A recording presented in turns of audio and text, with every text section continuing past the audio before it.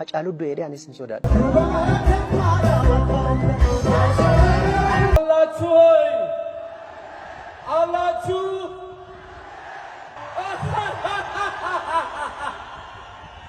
Hai, sila artistoota Oromoo budaa maaltu nyaate? Maal ta'e artistoonni Oromoo?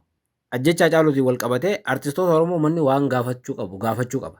Artistoonni Oromoo kun ajjechaa Hacaaluutiin wal qabatee waan beekan ifaa ni jira. Mootummaatitu waan sana naqee duubaa deebi'e. Maaliif akkas godha beektanii kaayyoon mootummaa maalinni? Artistoonni kun amma booda deebi'ee akka uummata biratti hin jaallatamnedha bakka. Baasii xiyyaaraa kafalaniituma jaalma Oromooas bosonaa baasanii mari'achuudha. Mariin sunoo ta'e ifaa iftoomina qabuu fi uummanni beeku. Ashama akkam jirtu daawwattootaaf hordoftoota Voice of Oromiyaa bakka jirtanitti nagaan keenya sinaa dhaqqabu jenna deebinee dhufnee jirra. Egaa galgala irraa dhimma jabaa tokkoof dhufnee dhimmi kun tibbana ijoo miidiyaa hawaasaa ture. Nuti ammoo yaaduma gabaabaa irratti kennuudhaaf akkasumas ammoo maal ta'uu qaba kan jiru irratti dubbanna jennee dhufnee namoonni YouTube kanaaf haaroo taatan subscribe godhaa. Akkasumas ammoo yaada qabdan gara koomentiitii waan barbaaddan barreessaa yaada keessan gaafa barreessitan jalqaba kiyya dhaggeeffattanii keessan keessanii dhagaame waan feetan katabuu ni dandeessu. Hayyamamoodha banaadha isiniin jechuu barbaadeeti koomentiin maal irratti dubbannaa jalqaba irratti YouTube kana subscribe godhaa. Wayita subscribe gootan mallattoo bilbilaa cinaa san jirtu banadha. Odeeffannoon gaafa gadhiifne notificationaan isin bira ga'a. Kallattumaan waan nuti gadhiifnu hordofuu dandeessu jechuu barbaadeeti. Maal qabannee dhufnee waa'ee artistoota Oromooti. Waa'ee konsertii Faana Nagaati. Waa'ee ajjechaa Hacaaluu Hundeessaatiif hariiroo Hacaaluu Hundeessaa waliin artistoonni Oromoo qabaniiti. Waan kana guddoo kaasuu hin feene guyyoota sadeen dabre ijoo ta'e ammallee wanti kun waan dhaabbate natti hin fakkaatu. Tibbana artistoonni Oromoo kutaalee Oromiyaa garagaraa keessa deemanii konsertii Faana Nagaa waan jedhamu wayii gaggeessaa turan. Konsertii gaggeessuun artistoota Oromootiif anaaf waan gaariidha jedhamana. Artistoonni Oromoo konsertii gaggeessanii yoo galii argatanani itti gammadaadha. Akkuma ilma Oromoo tokkootti waan akkasiitti aariin qabu yookaan mufiin qabu. Even mootummaadhaan qophaa'ee mootummaan kafalee fi sagantaa akkasii gaggeesse I don't care. Abbaan barbaade haa qopheessu, abbaan barbaade haa dhiisu. Artistoonni Oromoo qarshii argachuu isaaniitti nan gammada. Garuu waan tokkotti hin gammadu. Wanti sunis kabajii artistii Oromoo tokko gaafa gabbu. Artistiin Oromoo tokko gaafa kabajaa isaa dabarsee namaaf qaama biraatiif kennu baay'ee itti aarallee baay'een gaddallee. Kun yaada dhuunfaa kiyya. Artistii Oromoo baay'ee jaaladha. Gaafa immoo kabajaa isaanii dabarsanii kennan anis natti hin tolu jechuudha. Egaa ijoo dubbiitti yoo deebinu tibbana konsertii Faana Nagaa waan jedhamu artistoonni Oromoo kutaalee Oromiyaa garagaraa keessa qopheessaa turanii haga yoonaatti Jimma deemanii jiru, Shaashamannee deemanii jiru, Bishooftuu deemanii afuraffaa konsertii Nagaa kun dhiyoo ture guyyaa 4 dura Adaamatti kan qophaa'e. Konsertii Adaamaa sanarratti garuu waan kabaja artistoota Oromoo gabbuusu waan dhugaa dubbachuudhaaf maqaa sabichaa balleessu baay'eetu dalagamaa ture. Isayyuu artistoota gurguddaa irratti immoo wanti san mul'achaa ture. Ani akka nama tokkotti artistoota kana xixiqqaa yoo ta'es namni aartii tokko kennaa addaa takka qabaatee gaafa kennaa isaatiin uummataaf sagalee ta'u waan qabu sanaan uummataaf dhaabbatuun natti tola. Artistoota konsertii Faana Nagaa tana adda durummaadhaan kontiraata fudhanii gaggeessaa turan keessaa Yoosan Geetahuunii fi Galaanaa Gaaromsaa tokko akka ta'an odeeffadhe. Artistoonni lamaan kun artistoota kutaalee hundaa walitti qaqqabanii tokko tokko keessaa fudhatanii haga nama 4 fi 5 artistoota jechuudha. Konsertii qophaa'e kanarratti akka hirmaatan godhu. Isaanis achirratti sirba isaanii ni dhiyeessu jechuudha. Akkuma sana Shaashamannettis dhiyeessanii jiru, Bishooftuuttis dhiyeessanii jiru, Jimmattillee agarsiisanii jiru. Isa Adaamaa kanarratti garuu wanti adda godhe artistii Yoosan Geetahuuni. Artistoonni Oromoo dur baay'ee kabaja isaanii qabu, baay'ee of eeggatu, ofis hin tuulanillee artistoonni Oromoo dhugaadha. Konsertii tibbanaa kana garuu wanti tokko adda godha. Maaltu adda godha? Dhiyoo ture sirbi guyyaa 12 har'aati. Sirbi Teedii Afroo kan gadhiifame albamiin. Albamiin sun gadhiifamuu fi konsertiin kun walirra dhufeeti. Artistoonni Oromoo emotional ta'anii artistoonni Oromoo humnaa ol ni jiraame aaran ta'uu mala yookaan ammoo simmeetiidhuma mootummaan itti wanni godhasaniin ta'uu mala waan hin malle tokko godhanii. Wanti san TikTokii dabalatee, Feesbuukii, YouTubii bakka garagaraatti baay'ee qoodamaa ture. Keessumaa wanti artistii Yoosan Geetahuun godhe. Yoosan Geetahuun ni yaadattu yoo ta'e bulloodhaaf sirbi inni hojjete miliyoona 40 ol ilaalame. Sirba aartii Oromoo keessatti sirbisan kan jalqabaati miliyoona 40 dabruuni baay'ee daawwatame. Baay'ee daawwatame qofa otoo hin taane sirbi inni gadhiisu yeroo hunda ni jaallatama. Yoosan Geetahuun sagalee qaba, sagalee qofa ergaan isaa baay'ee jabaadha. Sanaaf jaallatan. Konsertii dheengaddaa sana irratti yoo san maal godhee osoo sirban eegalin dhimma biyyi diigamtee jirti jee daasxaal waan jiru teediin afroo sirbe sanaaf deebii kennuuf jecha sagantaa irratti ol ba'ee biyyi diigamaa jirtu hin jirtu jee ahaa jee afaan banee kun artistii guddaan kabajaa qabu. Artistiin uummanni jaallatu.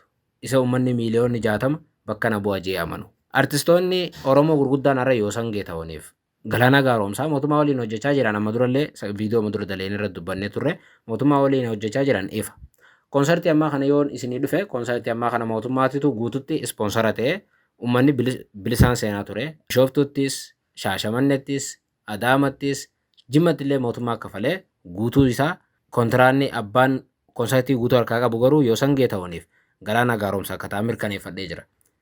Kan kafale immoo baajata guutuu ispoonsara katee mootummaadha. Uummanni sanaaf qarshiin kafalanii jechuudha. Sanaaf artistoonni kunis meetaawii ta'anii yookaan miira keessa galanii isaan akkasitti jee kabaja isaa waan gabbuusu godhe. Viidiyoon isaa sun baay'ee qoodamaa turte.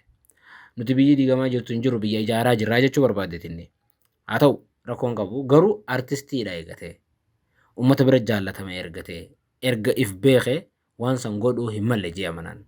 Eeyyen Teedii Afrootiif deebii kennuudhaaf ta'uudhaaf hime innis akkasuma bara. Garuu wanti inni godhe sun akka namaa taa'ee ilaaluu tokkotti kabaja uummata Oromoo gabbuusa malee waan kabaja Oromoo dabaluu hin qabu. Waan Oromoo tuffachiisu malee waan Oromoo ol qabachiisu mataa ol qabachiisu hin turre wanni isaan. Ifin sanaa miti sirbi yoo sanii fi Galaanaa waliin sirban saniyyuu kuma jenne namni baay'een itti aaree jira.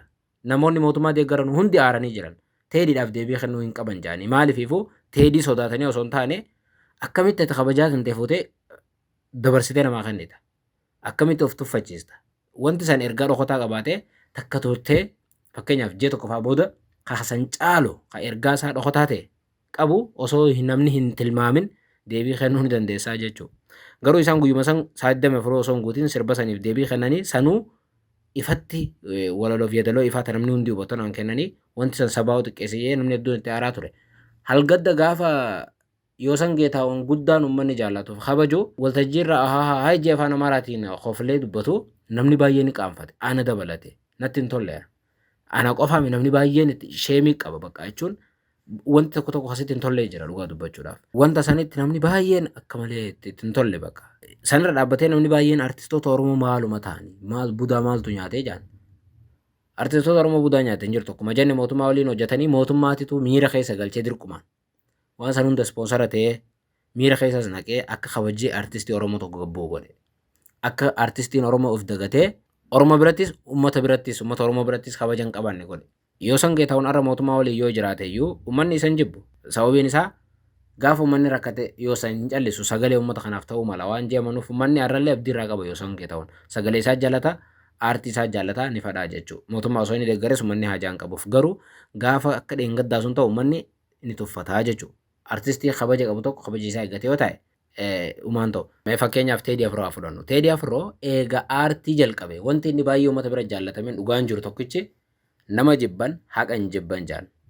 Wanti Teediin uummata bira jaallatameen tokko keessumaa Habashaa bira wanti jaallatameen tokko Teediin takkaa if gadineen. Teediin takkaa bakka mootummaan argamuuf bakka paartiin badhaadhinaa yookaan paartiin TPLF yookaan paartiin DD yookaan Adeepaan argametti hin argamne. Teedii Afroo qaama siyaasaa irraa eegaa ifiifis nama siyaasaati. Nama siyaasaa sirna durii jaallatudha. Sirna isaa takkaan arganne inni eegaa guddate. Takkaa sirna jaallatu sun arganne waan ta'eef sirna durii yoo jaallatee sirbumaan waan garaa isaa baafata. Yoo ta'e malee akka irraa waa butataniif jee dhageen dhaabbatu Teediin. Takkaa Teediin miidiyaa hawaasaatu gubbabee laayivii seenee ibsa tokko hin kennine Teediin hangaa duraatti. Takkaa Teediin waan kabaja isaa tokko godhin baafne. Wanti akka inni uummata bira jaallatamu godheeyyuu fakkeenyaaf waggaa 9 osoo waan takka hin dubbatin turuu Teedii tokko. Kun hagam akka inni waan fadhe waan garaa keessaa waa baay'ee qabaa beeke. Hin baafatu bakka obsee ta'aa ture jechuudha.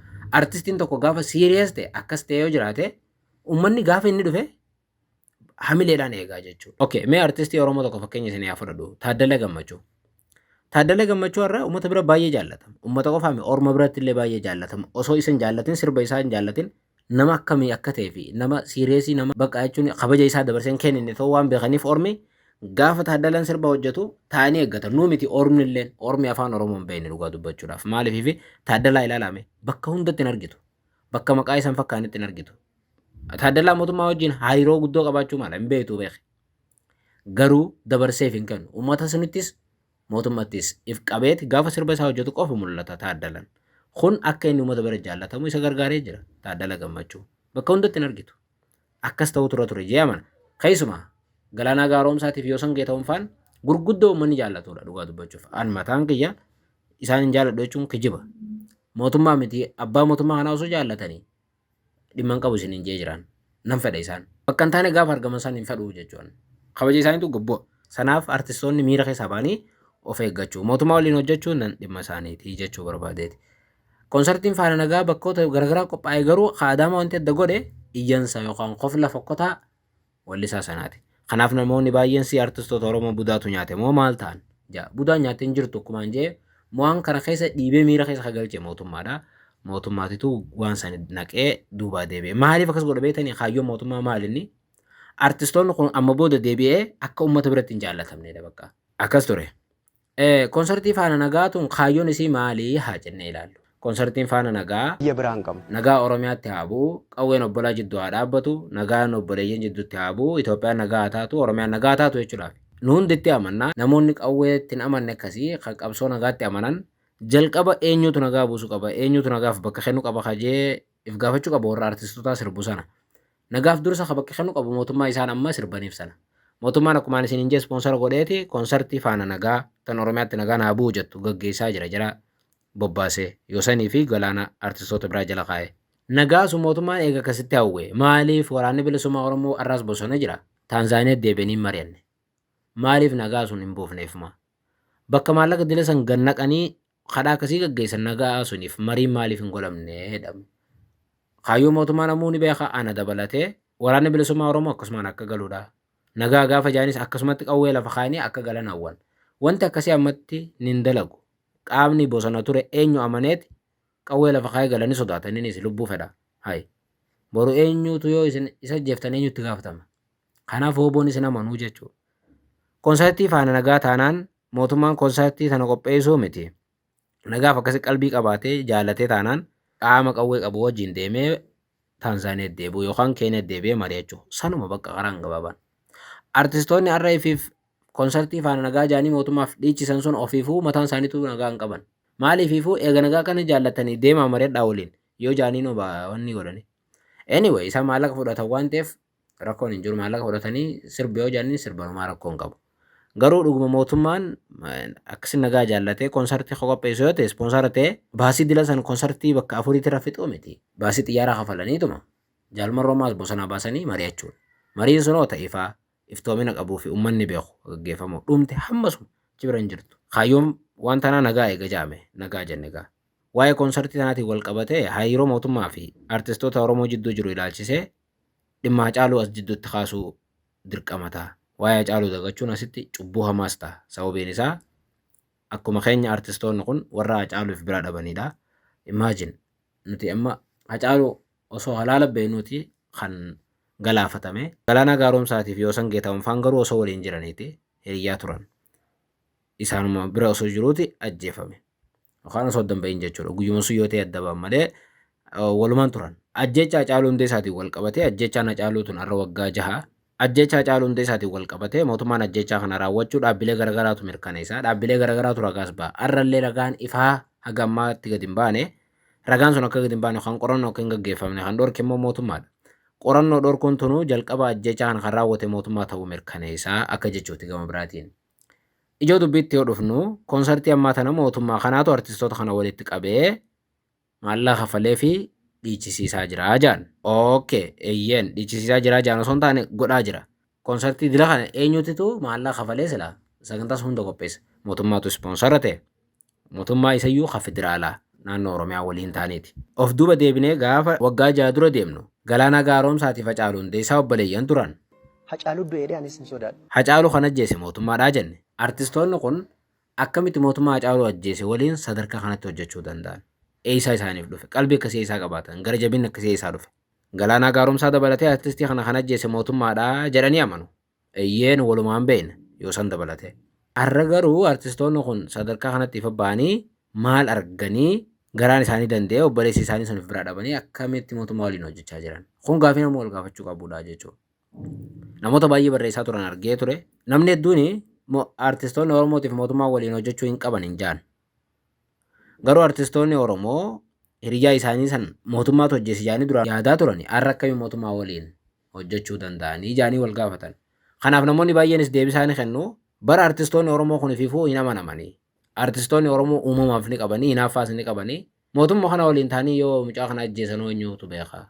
Kan jiru yaada namoota baay'eeti. Ani hin jiru garuu gaafa namni kas jiru immoo anis waa sammuu keessa na dhufanii jechuudha. Sababiin isaa qarshiidhaaf jecha yoo ta'e malee amma artistii guddaa akkasii mootummaa kanaan dhabnee jaanii ifumaafuu nutti himaa turanii har'a gaafa deemanii ifiif mootummaa kana waliin sadarkaa isaanii dhiichisan yaada. Eeyyeen amata ja'a miti amata 16 taaziyaa taa'aa jechuudhaaf karoora hin qabnu nu hundinuu garuu artistoonni Oromootu amanamoodha.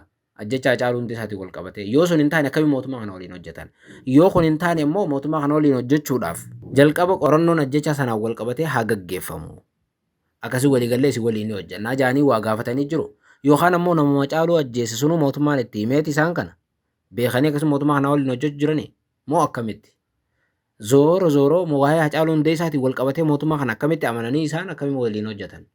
Artistoonni kun ififuu waan beekan ni qabanii jechuudha. Ajjechaa Haacaaluutiin wal qabate bilaashitti mootummaa waliin hojjetan. Kun artistoota kanarra waan deebisu wayii ni qabaa jechuudha. Figalame. Kanaaf waa'ee nagaa lallabuun dura haayinee yoo jiraatedha. Waa'ee nagaa lallabuuf dura mootummaa amanamoo yoo jiraatedha. Amma dhugaa dubbanne yoo ta'e biyya battee urgeessaa nama nagaa galaafattee wagguma lamaanirraa waggaa jaanarraa mucaa yoo nuti jaalannu fudhattee hojjetu isaan akkamitti akka danda'anii waliin hojjetan ani hin beeku. Maallaqa fudhatanii namooti amanaa beeku. Maallaqa kanaaf jettee duba waan beektu dhoositaare. Artistoonni Oromoo kun ajjechaa Haacaaluutiin wal qabatee waan beekan ifaan jira. Abadan bilaashitti mootummaa waliin hojjechuu hin danda'an. Anis akkasittiin amana. Waliigalleemi. Kanaaf ajjechaa Haacaaluutiin wal qabatee artistoota Oromoo manni waan gaafachuu qaba. Akkamiin mootummaa kana waliin waliigaltan jee manni Oromoo gaafachuu qaba. Ajjechaa Haacaaluutiin wal qabate. Keessumaa Galaanaan baay'ee Haacaaluu wajjin hiriyaa qofa otoo hin taane obboleeyyanii Haacaaluun dubbachaa ture. Yoosan Geetahuun illee. Mootummaa wajjin hojjechuun rakkoo hin qabu garuu mootummaa kana waan gaafachuu qabdan gaafattanii jee uummanni Oromoo artistoota kana gaafachuu qaba. Eeyyeen akkasuma yoo wajjin hojjechuu jiraatan ta'e isaanis ajjechaa Haacaaluutiin waliin wal qabatee waan beekan ni qabu jechuudha. Dhumatte. Okay. Dhumarratti waa'ee gabaabsee loogiidha. Loogii konsertii Faana Nagaa. Konsertii Faana Nagaatiin wal qabatee artistoonni muraasaatitu konsertii irratti hirmaachaa jira jedhanii. Fakkeenyaaf dheengadduma gaafa konsertiin tun Adaamaatti qopho'itu artistoonni Adaamaa san keessa jiraatanii jireenya rakkoo keessa jiran konsertii sana irratti kan hirmaanne an mirkaneeffadhee jira. Keessumaa artistoota gurguddaa lama kan namuu beeku sagantaa sana irratti hin argamne jedhan. Artistoonni gurguddaan lamaan kun tokko Dasaaleen Beekamaati. Dasaaleen Beekamaa hedduun keessanii yaadatanii Adaamaa jiraate jedhan mallee Adaamaa keessatti rakkachaa jiru mirkaneeffadhee jira dhuunfaadhaani. Artistiin san osoo Adaamaa jiru Yoosan Geetahuuniif Galaanaa Gaaromsaa konsertii sana cima qopheessanii artistii sana osoo yaamin deebi'een jedhan. Kun baay'ee qaaneessaadha. Artistoota gurguddaa kanaaf qaaneessaadha akka fayyatti. Egaa konsertiin san mootummaan ispoonsara ta'e artistoota gurguddaa har'a gatamanii jiran. Dasaaleen Beekamaa waggaa meeqa wayyaaneen hiitee dararaa turte. Sirba isaa hedduun keessanii yaadattu yoo ta'e har'a Adaamaan rakkachaa jira jedhan. Maaf konsertii sanitti rafeerin? Isa qofaa miti. Absalaam Haajii namni baay'een ni beektan. Absalaam Haajii hunda wayyaanee irratti qabsaa ture. Achuma Adaamaa jira wanni qaba. Reestooraantii xiqqoo takka qabaanuu nan beeka. Adaamatti innis cuma rakkachuu jira. Artistii san hin yaamne jedhan Galaanaa Gaaromsaatiif Yoosan Geetahuun. Isaan qofaaf immoo namni biraa kan hin yaadanne hundi jira. Maaliif ta'e? Loogiin akkasii maaf barbaachise? Artistoota halaalaa yaamuu caalaa maaliif kacha keessa rakkachuu jiran saniif carraan hin kennaminiif? Artistoonni Oromoo if gaafachuu qaban ifiifuu waa baay'ee dhugaa dubbachuudhaaf waa baay'een isaanirraan tolu waan ta'eef. Kanaaf waa'ee konsertii Faana Nagaatiin wal qabatee wanti jiru kana. Dhimma kanaan wal qabatee dhumarratti Jawaar Mohaammed waa'ee konsertii kanarratti yaada kennee ture. Jawaar maal jedha konsertiin kun already garee maafiyaa Adaamaa saamaa jirtu dho'isuudhaaf. Garee maafiyaa sanii fi ajandaa garee maafiyaatiin wal qabatee Adaamaa shororkeessaa jiru awwaaluudhaaf Haayiluu Jaltee konsertii san qopheessee jee. Haayiluu Jaltee qofaa miti illee akkaan beekutti Jawaar Haayiluu Jalteetu harka keessaa qabaachuu malee artistoota kanaaf ispoonsara ta'ee kan dila kana bobbaasee Oromiyaa keessa naannessi jiru mootummaa federaalaati. Naannoo Oromiyaa gubbaadhaan wal ta'ee kun waan ifa galaa ture. Naannoon Oromiyaa konsertii guddoo akkasiis qopheessuu waan hin dandeenyeef dhugaan jiru garuu waliigalli isaa garuu akkuma Jawaar yaada laate sana gareewwan akkasii gareewwan maafiyaa isaanii san awwaaluudhaaf jecha konsertii qophaa'amteedha. Jeetis anis nan amana. Kunis haa ta'u kaan artistoota Oromoo galii argatanirraa aarii hin qabnu. Mootummaa waliin hojjechuuttis namu bilisummaa mataa isaa qaba waan ta'eef isaan bilisummaa sirbuus qabu. Ilaalcha isaanii kabajnee fi waliin jiraachuun ma danda'ama. Garuu osoo wantoonni baay'een hin sirratin waan isaan faan duuba jiran faan osoo hin sirratin akkasuma mootummaa wajjin dibbee rukutuu caala artistoonni sun dura waan mootummaa gaafatan gaafachuutu caala ture. Konsertii nagaa kana fakkaata. Ni dheerate jee waan amanuuf gabaabsuudhaaf yaale yeroo gaarii.